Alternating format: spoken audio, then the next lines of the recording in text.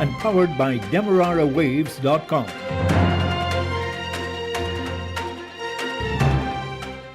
The news at 6 comes to you with the compliments of Kentucky Fried Chicken KFC. With the news at this time, I'm Dennis Chabrol. Good evening. First, the highlights. The Athletics Association of Guyana says it always had sufficient money to take care of the team at the Carifta Games in Jamaica. A civil engineer is facing a charge of causing death by dangerous driving. Regionally, the Trinidad and Tobago Coast Guard has discovered the bodies of several Vincentians in a vessel that sank 16 days ago. The details of these and other stories in a moment. After a hard day's work, a lime at the workplace would be great, and even greater and better with KFC, with a wide choice of finger-licking meals in a wide range of sizes. Could be a birthday celebration or promotion, or a lime for no reason at all. Any lime, anytime, anywhere is better and tastier with a delicious meal from any of KFC's 9 locations, including the Amazonia Mall at Providence, open now from 9 a.m. to 10:30 p.m. KFC. It's finger-licking good. And now the news in detail. The non-governmental organization Article 13 is supporting the permanent appointment of the acting Chancellor of the Judiciary and acting Chief Justice. Justice Jonathan Cummings Edwards has been acting as Chancellor of the Judiciary from 2016, and Justice Roxanne George Wilshire has been acting as Chief Justice since 2017. However, the opposition leader and the President did not reach an agreement to make their appointments permanent. While the government had openly expressed displeasure at a number of decisions by the acting Chancellor of the Judiciary and others, Christopher Ram of Article 13 believes that Justice of Appeal Cummings as well as Justice George Wilshire should be confirmed. They've obviously been in the system for years and years. Over the time, they would have given some excellent decisions. They would have given some decisions that were overturned. They have given decisions for and against an incumbent government, which shows not only independence, but it shows judicial courage, which is what a country like this certainly requires. With the opposition leader now in place, the President is required to hold constitutionally required consultations for the appointment of several service commissions. The president of the Amateur Athletics Association of Guyana, Aubrey Hudson, says sufficient money is available for food and COVID tests for the team at the Carifta Games in Jamaica. His denial came after claims by attorney-at-law Nigel Hughes that the athletes needed money for COVID tests and food for an extended stay of 1 day. Saying that the Guyana team had found itself in an embarrassing situation, Mr. Hughes added that his law firm of Hughes, Fields and Stobie raised the required funds for their meals and the COVID tests before they leave on Wednesday. But the president of the Amateur Athletics Association told News Talk Radio Guyana that Guyanese associations and host nations have always pledged their assistance to visiting Guyanese teams. Mr. Hudson says persons who learned of the information due to miscalculation by the team manager for the extra day sought to get mileage out of it. The team manager would have reached out to somebody in Jamaica regarding the whole COVID-19 situation. And then I think in our calculation, because when I spoke to her on Sunday, I realized that she did calculate because she keeps saying we're coming home on Wednesday. I say, yeah, but your flight is Wednesday afternoon. What's going to happen with meals Wednesday morning and probably lunch Wednesday midday? He said, shucks, I didn't calculate for that. So when this, I said, okay, let me know, how much more I got to send. So when this person come along, she may have said to them, well, we got to get these COVID tests done. And we got to get these meals. I think there's the only 2 areas that we're out by right now. Again, not with the intention of creating this kind of controversy that is happening right now. He says a lot of pledges have not yet been received, even as the cost of the COVID tests continued to rise. Mr. Hudson says he is disappointed that the issue is being used by persons who have problems with the government. He says the team left Guyana with $3,000 and the manager spent extra money that she had due to a change in arrangements when the team arrived in Jamaica. Mr. Hudson says he subsequently sent $540 more to her.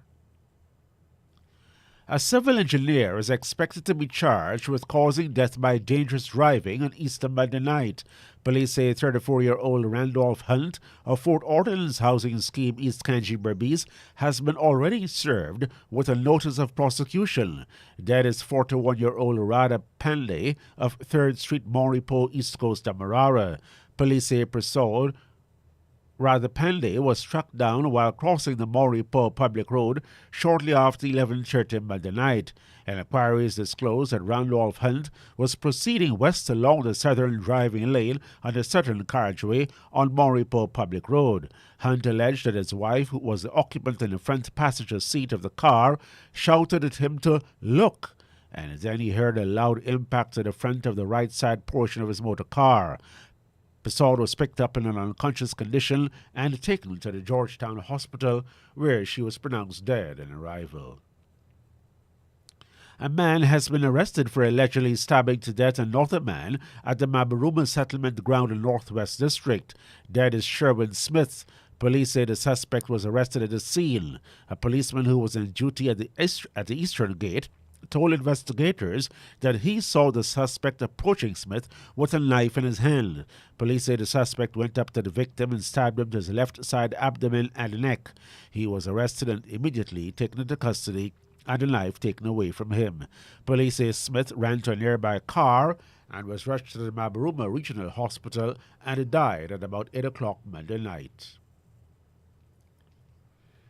Turning to news now from the region, the bodies of 3 of the 4 missing crew members of the Vincentian vessel MV Fairchance have been recovered by the Trinidad and Tobago Coast Guard. Their bodies were found 16 days after the vessel overturned 5 nautical miles in the Gulf of Paria off Monos Island.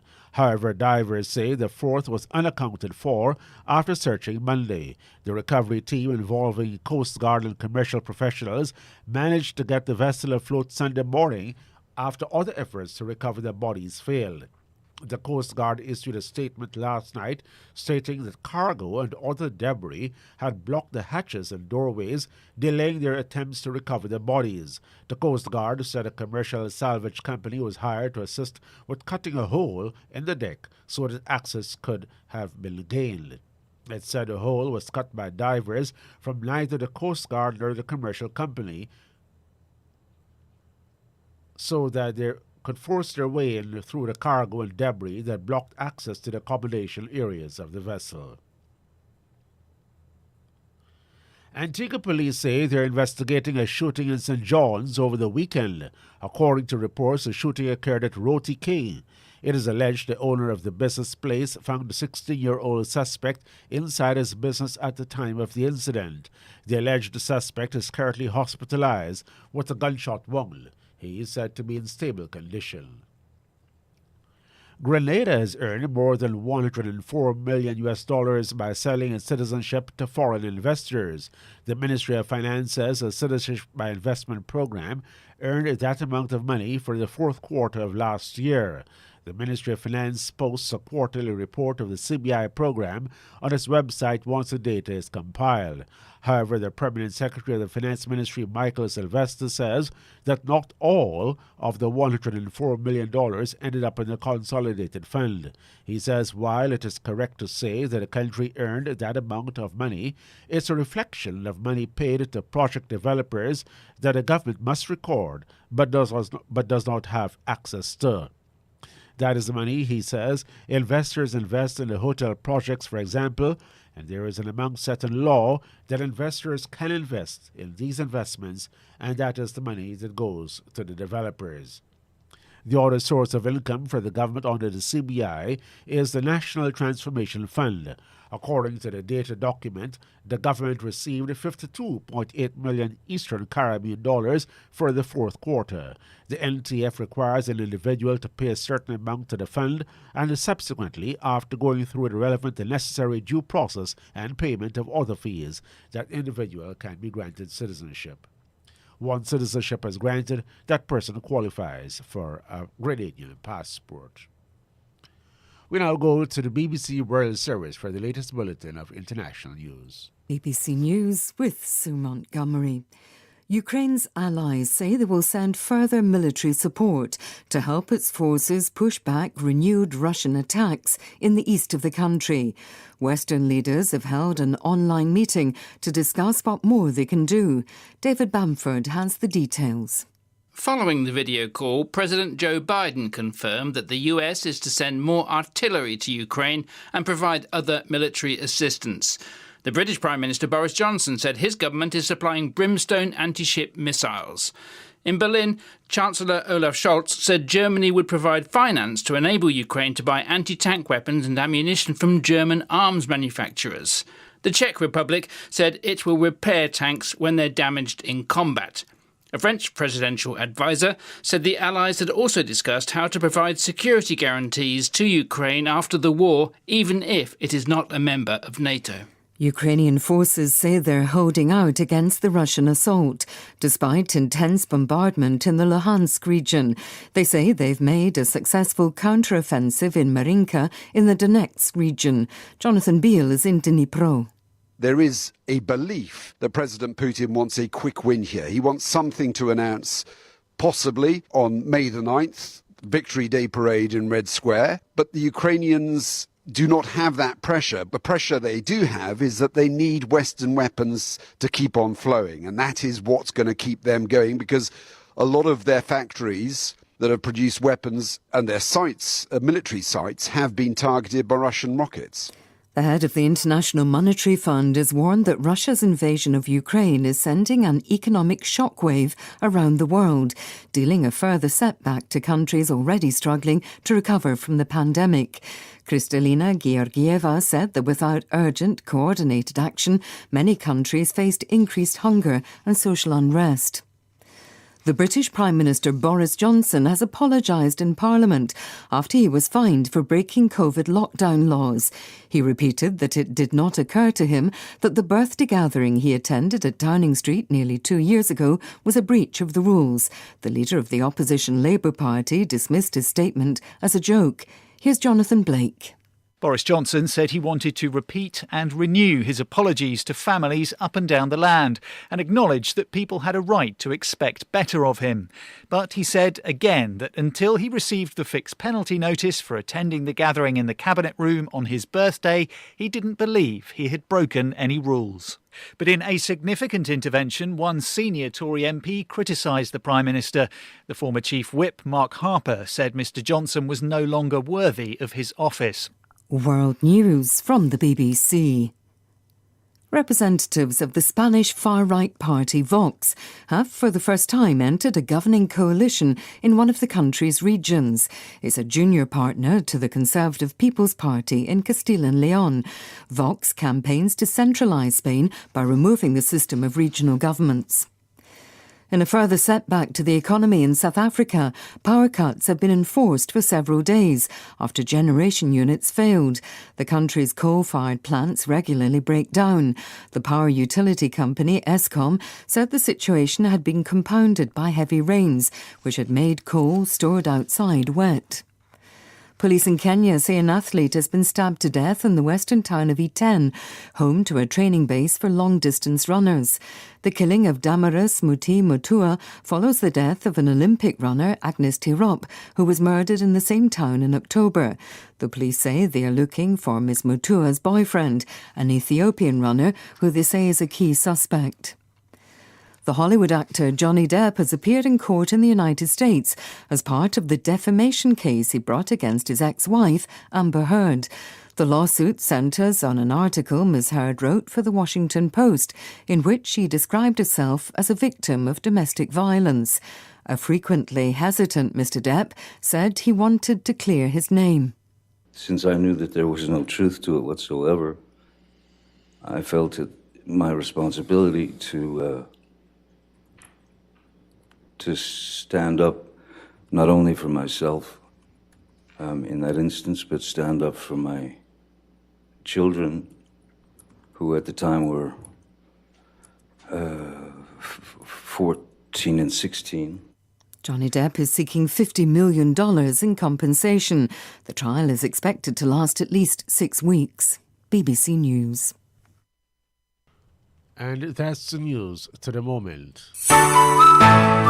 After a hard day's work, delicious comfort food is all we crave for. There at KFC, they've got you covered with a wide choice of delicious, finger-licking good meals from any of their 9 locations, including the Amazonia Mall at Providence. And there are 6 drive-through locations for your convenience. Their 11 herbs and spices are sure to blow those post-work vibes away every time. It's the perfect way to end a hard day. KFC. It's finger-licking good. And now, to end the news, a recap of the highlights.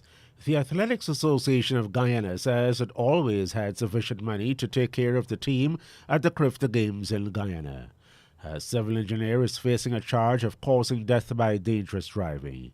And regionally, the Trinidad and Tobago Coast Guard has discovered the bodies of several Vincentians in a vessel that sank 16 days ago. The news came to you with the compliments of Kentucky Fried Chicken, KFC.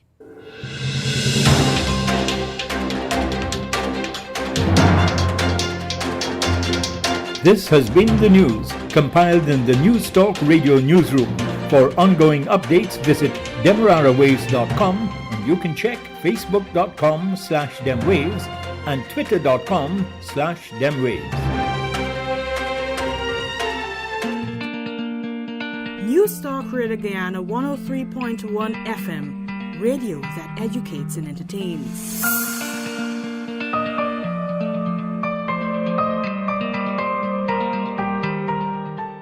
The time, 18 hours 17. For the toughest jobs, there's only one original motor oil, Valvoline, powering the world's heavy-duty engines in every corner of the world. You can trust the super protection of the original to keep your business moving forward. Valvoline, the original that never stops improving. Distributed by Swiss Machinery, Eccles Public Road. Telephone 233-3821 or 2495 or WhatsApp 691-1732.